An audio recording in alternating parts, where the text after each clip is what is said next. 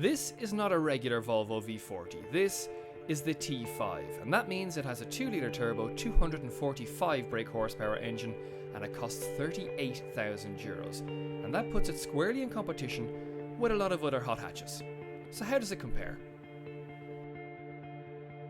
It's actually a very difficult one to answer because despite this car's figures, the V40 T5 doesn't feel like a hot hatch. It feels like something different.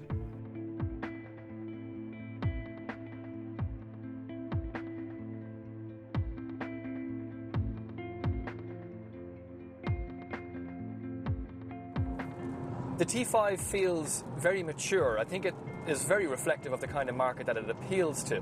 It's for somebody who is perfectly content at cruising on motorway speeds, but when they need to overtake, doesn't mind just dropping a gear and taking off at pretty hectic pace. But then they calm down again and realise that, there's more to life than going fast.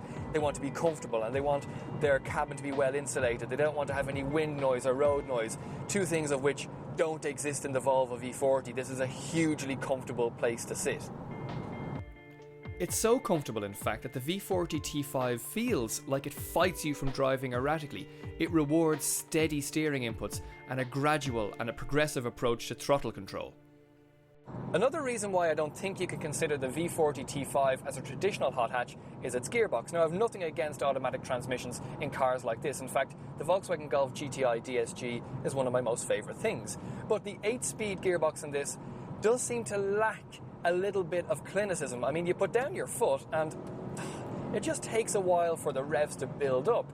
It's very hesitant. It's almost as though it says to you, I haven't gone anywhere. I know you've plunked your foot hard down, but it's not too late to change your mind. If you leave it hard down, it obliges and carries on at a decent rate, but it's much happier not doing that.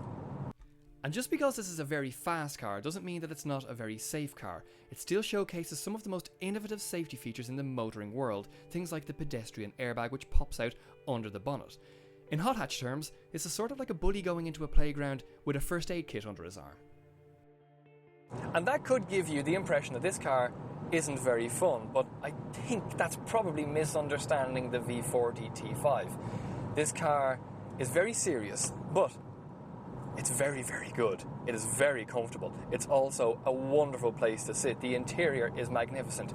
The dials and the clock cluster is one of the best I've ever seen. It blew me away when I first drove the V40 a couple of years ago, and even though the motor trade and this kind of engineering has moved on a good bit, the new Audi TT is a prime example of that. That clock cluster still looks magnificent even today.